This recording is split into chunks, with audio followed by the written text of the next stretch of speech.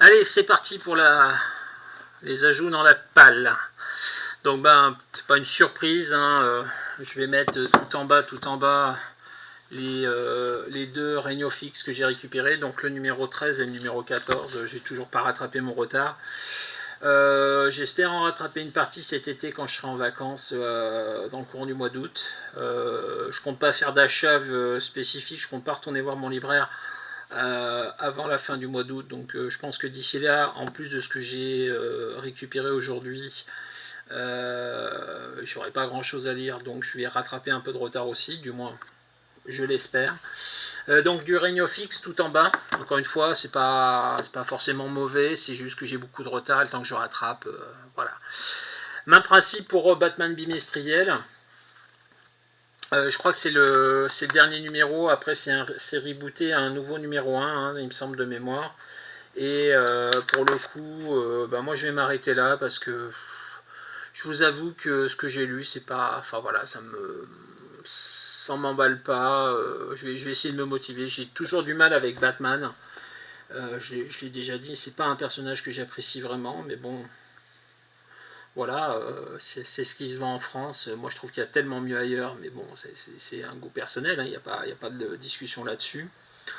Et on va voir ce qu'il y a dans ce dernier numéro que j'achèterai. Et puis, si vraiment la suite me donne envie, on reprendra peut-être, je ne sais pas, on verra. Mais là, dans les médias, je vais arrêter. Je dois avoir au moins, c'est le numéro 16 qui sort, je dois en avoir au moins 7 ou 8 de retard. Donc moins de retard que sur les X-Men, mais du retard quand même. Là, ce que j'ai acheté là, c'est un truc que je l'ai vu chez mon libraire. Je l'avais pas réservé. Donc c'est un achat, on va dire, compulsif. Ouais, compulsif. J'avais hésité à participer au Kickstarter ou au Ulule. Je crois que c'était un Ulule, je ne sais plus. On va voir ce que ça donne. Hein. Il y a du micros dedans, donc spécial strange. On verra bien, mais bon, déjà c'est super plaisant de lire ça, de voir ce nom-là, là, parce que vous avez là, spécial strange, avec cette orthographe-là, qui nous ramène à Lug, le logo qui est là, qui est clairement inspiré du logo Lug qu'on avait sur nos comics mensuels dans les années 80, les années 70 même. Voilà, un gros coup de nostalgie en voyant ça. 12 euros, je sais pas ce que ça vaut. Les dessins à l'intérieur, j'ai légèrement feuilleté, ça a l'air sympa. Il y a du rédactionnel, il y a des séries, donc on fera un petit tour de tout ça et puis on dira si on en pense du bien, si on en pense du mal et si on va acheter le numéro suivant ou pas. Voilà, spécial strange. Un autre truc que j'ai fait en achat compulsif, que j'ai oublié de sortir du sac, le Deadpool Samouraï manga. Bah, en général, les adaptations de Marvel en manga sont pas si mauvaises que ça, même si j'ai beaucoup de mal avec le manga. Il y a vraiment très peu de séries manga qui me plaisent. J'ai feuilleté, c'est pas trop mal dessiné, je sais pas si ça vaut vraiment le coup du point de vue de l'histoire. On verra. On verra de toute façon, voilà, au pire ça m'aura coûté le prix d'un manga, et puis si vraiment j'aime pas, on arrêtera là. Alors là, on commence à monter un petit peu au niveau de ma pile à lecture. Ça va être quand même des choses à lire assez rapidement, je pense. Donc Kong le Conquérant. C'est pas forcément un personnage qui m'attire beaucoup. Mais les retours que j'ai eus sur cette mini-série sont quand même assez intéressants.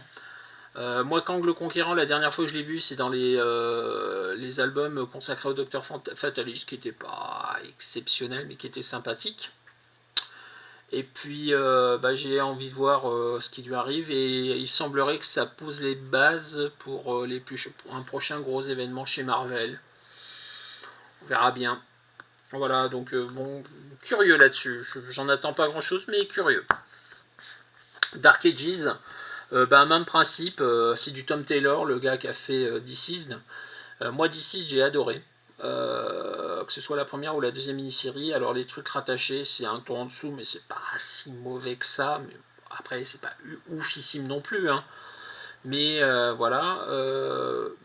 Il fait un truc sympathique. Le postulat, c'est un monde Marvel où l'électricité n'existe plus. Donc, on va voir ce que ça peut donner ce genre d'histoire. Après, là aussi, j'en attends rien. Je n'en espère rien, juste d'être surpris et si possible agréablement. Voilà. Là, on commence à monter très haut dans ma pile de lecture. On va arriver à de l'urgence absolue. Donc là, on est sur Crossover. Crossover, il est sorti il y a déjà un petit moment, mais je viens juste de le récupérer aujourd'hui. J'en entends tellement de bien que je me dis que ça peut être que génial. Ou ça peut être un truc nullissime parce que j'ai tendance à penser que plus on me vend un truc, plus je vais être déçu au final. On verra bien.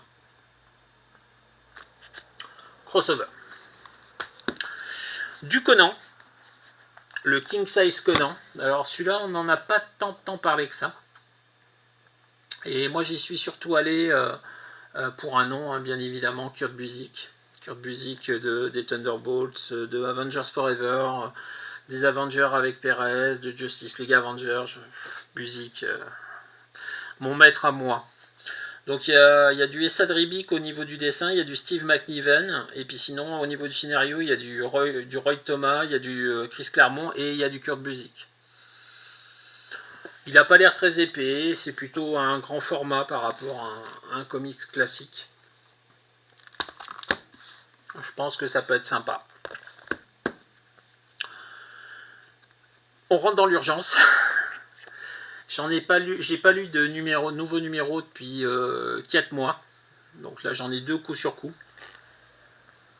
Donc la série s'arrêtera au numéro 12, donc j'ai le 10 et le 11.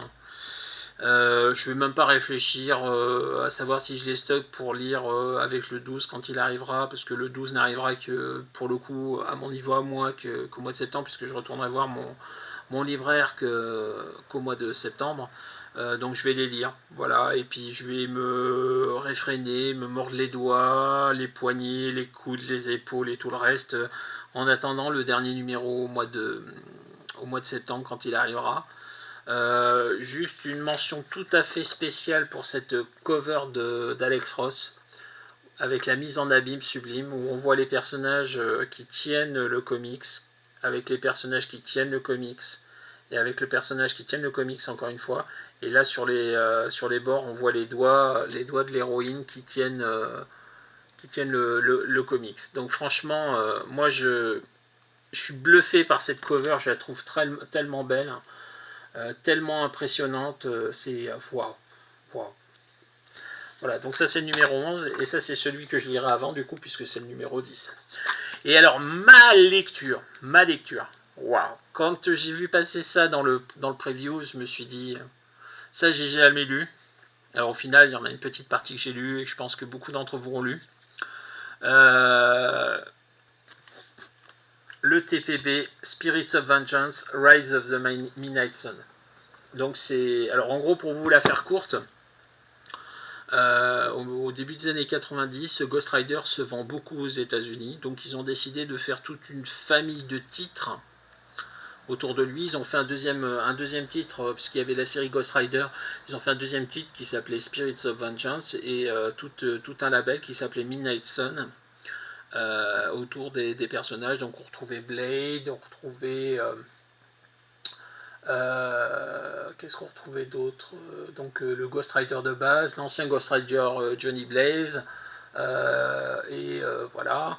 Et donc ça c'est ce qui réunit leurs premières histoires, en particulier les 6 premiers épisodes de la mini-série, de la série Spirits of Vengeance. Et sachant que le 5 et le 6, on les a tous lus, je pense, puisque c'était à l'intérieur d'un RCM qui s'appelait Venom, je crois, où il y avait 2 épisodes de Web of Spider-Man avec Spider-Man, le Venom de l'époque et les Ghost Rider, et donc 2 épisodes de Spirits of Vengeance. Et franchement, ce RCM était génial. Je m'étais même pas rendu compte que c'était là-dedans, c'est en le feuilletant tout à l'heure, en le mettant dans la pile pour vous le présenter, que je me suis rendu compte qu'il y avait des choses dedans que je connaissais. Donc ça c'est mon urgence du moment. Un beau petit bébé, un beau petit pavé très sympathique que je vais me faire un grand plaisir de lire. J'espère qu'une seule chose, c'est qu'ils feront la suite et que on pourra voir la suite en TPB comme ça. Parce que pour le coup, d'après ce que j'en sais, c'était quand même quelque chose d'assez sympathique, les Midnight Suns. Même si sur la fin, c'est parti comme beaucoup de choses à l'époque de la faillite de Marvel en cacahuète. Voilà. Donc ma pile de lecture du mois. Donc là aussi, je pense que je ferai un retour lecture quand j'aurai lu une partie des choses, et puis quand j'aurai rattrapé un peu de mon retard sur les X-Men et sur Batman, je vous parlerai peut-être aussi de ça, mais ça je pense que ça sera pas pour tout de suite malheureusement. Voilà, à tout de suite pour mon retour sur les lectures que j'ai fait ce dernier mois.